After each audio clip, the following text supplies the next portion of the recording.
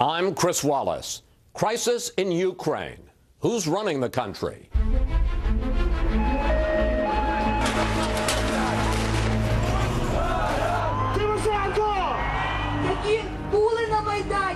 We'll discuss Ukraine's future and whether it will ultimately side with the West or Russia, with two leading senators. Dick Durbin, the number 2 Democrat in the Senate, and Republican Kelly Ayotte, a member of the Senate Armed Services Committee. And we'll ask our Sunday panel whether President Obama has badly misjudged Vladimir Putin.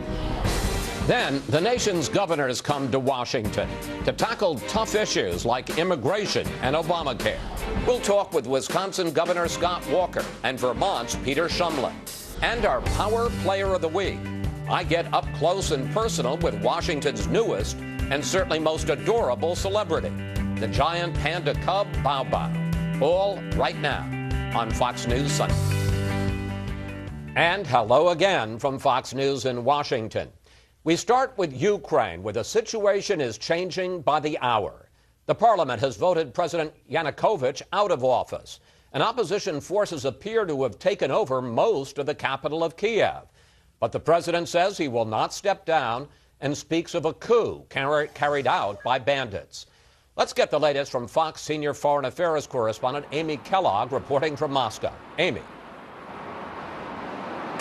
Hi, Chris. Well, the parliament is very quickly cobbling together an interim government, even though while President Yanukovych, or former President Yanukovych, is in hiding, he has still not resigned, and it is not clear whether he or any of his supporters will kick up resistance.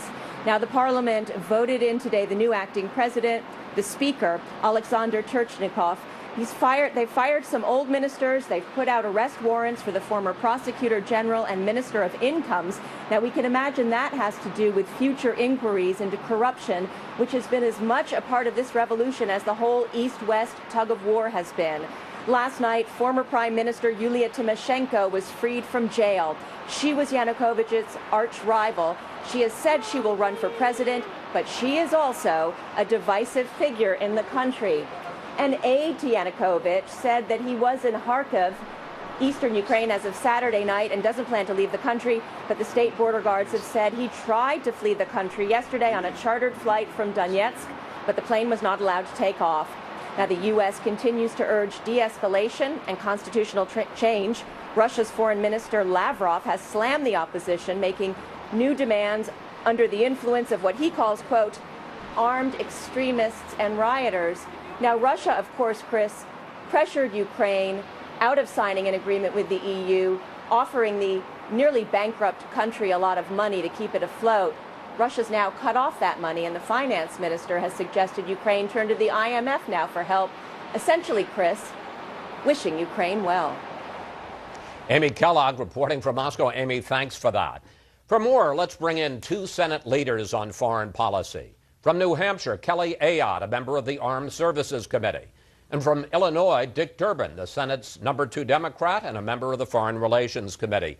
Senator Durbin, you spoke with former Prime Minister Tymoshenko yesterday. What is your latest information? Have the protesters and the West, have they won in Ukraine? Well, Chris, it was quite a relief yesterday. Yulia Tymoshenko has been in prison for 2.5 years. And I've been working for almost 2 years for her release, and she was finally released by a unanimous vote in their parliament. I spoke to her just after she had addressed the crowd in Maidan Square. She sounded tired and looked frail on the reports that we'd seen, but she assured me that she's looking for a peaceful resolution to the problems in Ukraine, to follow the Constitution and the law. This whole charge of a coup by Yanukovych, let me tell you, it makes no sense. The coup, if any, was by the parliament that enacted the laws that made it clear that they want to change in Ukraine.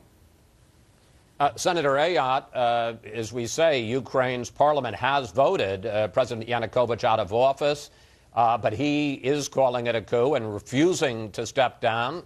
What happens now? I would say, Chris, that they need to focus on forming a unity government. Yanukovych needs to step aside. And I will say this, now that the Olympics are over, we need to watch the behavior of the Russians. And I believe the president needs to up his game and send a clear, unequivocal public message to Putin not to interfere in what is happening in Ukraine, to let the Ukrainian people determine their future, to ensure that there is no interference in their sovereignty, and I think this is an important time for him to do that. Let me pick up on that, because President Obama famously came into office saying that he intended to repair relations between the United States and Russia, which brought us to that famous moment involving then Secretary of State Hillary Clinton and the Russian foreign minister. Take a look.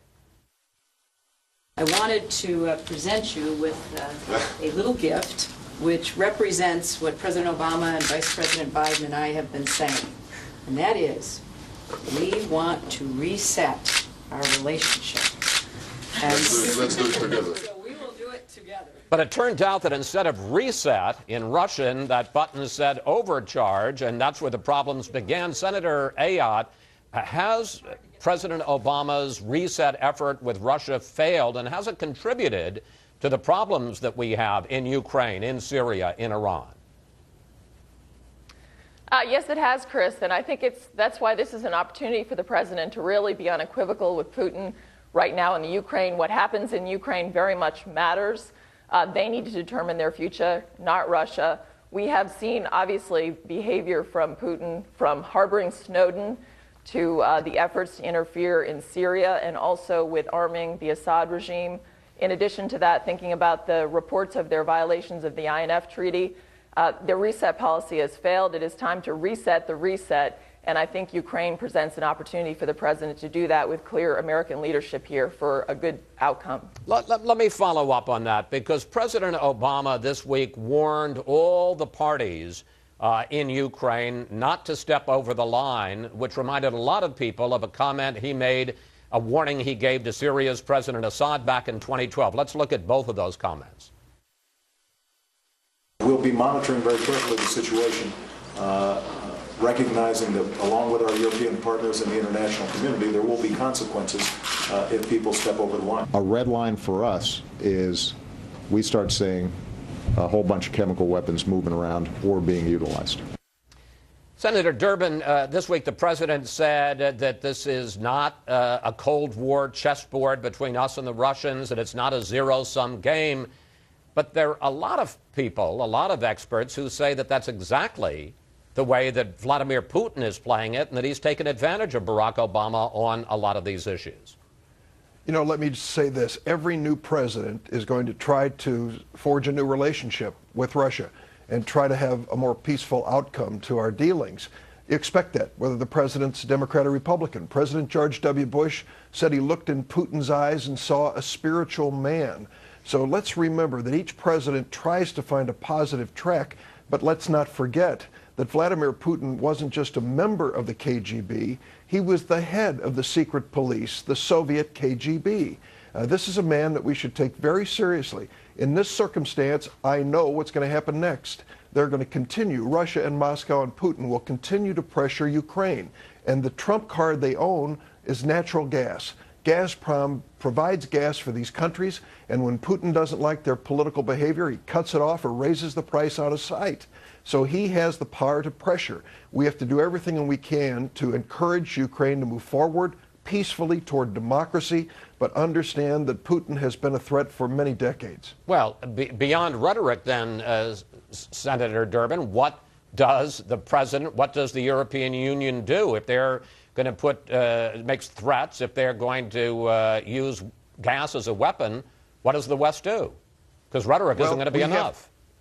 We have to combine our efforts with the European Union to help Ukraine move forward in a peaceful, democratic way.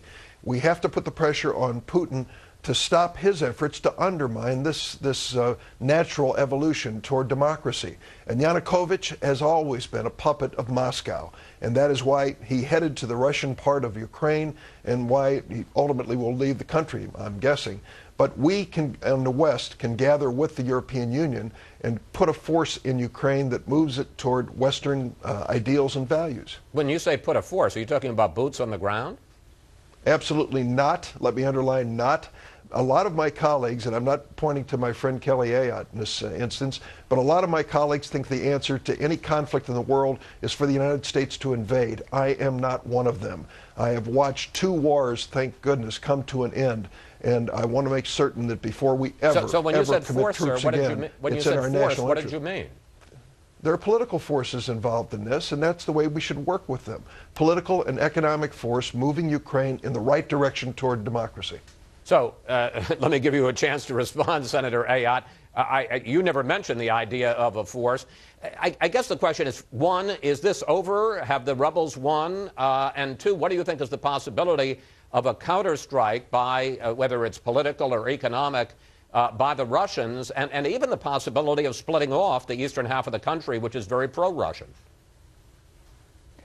Well, Chris, that's why I think the president needs to be clear, public, and unequivocal right now with a message to Putin, because the idea that they could actually interfere with the territorial sovereignty of the Ukraine. I mean, look what happened with Georgia.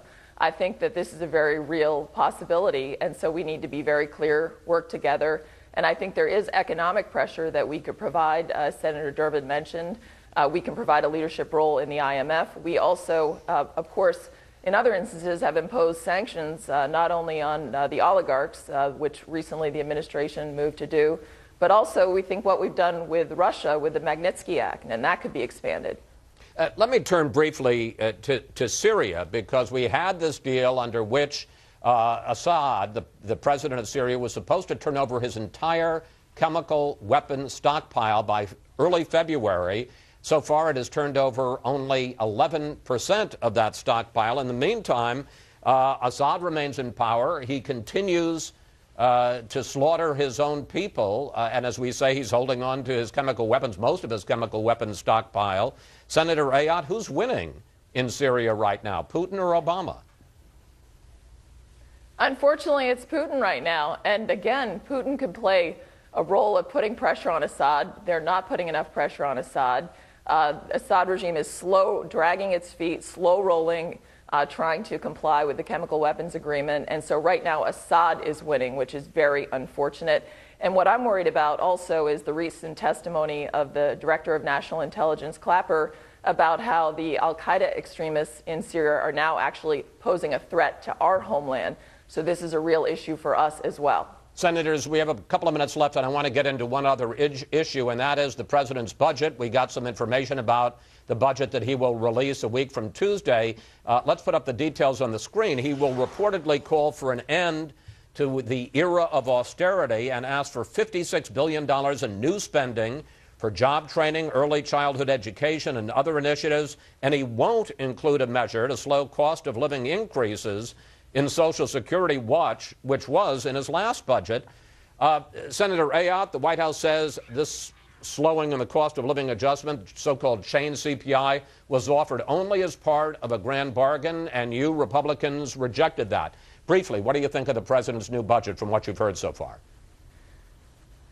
Well, this is news to me, the era of austerity. Since the president has been in office, we've added $6 trillion more to the debt. So we're over $17 trillion in debt. There hasn't been an age of austerity, and it's really disappointing that the president hasn't stepped up really to lead this effort of a deal, I think, that needs to be done for the nation. And it began when he didn't embrace, obviously, Simpson-Bowles, the presidential commission, and it's gone forward from there. But to see this budget, it's really a political document. It's not what we need for America when we're $17 trillion in debt. Senator Durbin, you have proposed substantial reform of entitlements, including Social Security, apart from any grand bargain. You say we need it because we're going to run out of money.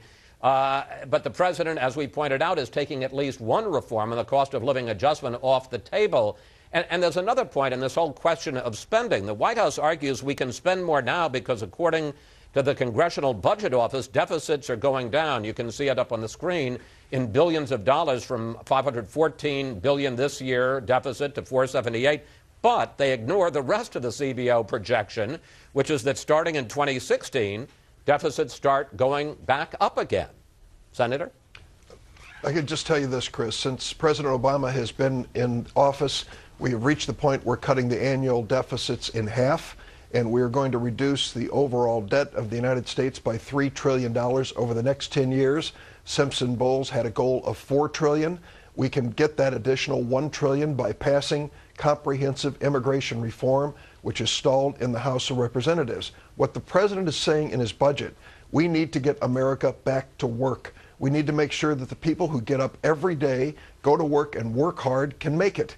They're living paycheck to paycheck. We've got to be more sensitive to the fact that more Americans working, paying taxes, is going to expand our economy and reduce our deficit. We're going to have to leave it there.